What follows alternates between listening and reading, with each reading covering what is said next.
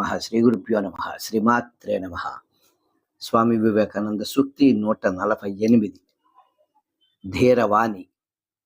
ఆయన ఏం చెప్పారంటే, నేను ఏదైనా మంచి చేస్తుంటే అది మా గురుదేవులైనటువంటి శ్రీరామకృష్ణుల వారిదే. నేను ఏదైనా తప్పు చేసుకుంటే నా పెదవుల నుండి ఏమన్నా శాపాలు, ద్వేషం, ఇటువంటి మాటలు పొర్లు ఉంటే మాత్రం నాదే. ఎంత గొప్ప భావం సోదరులారా!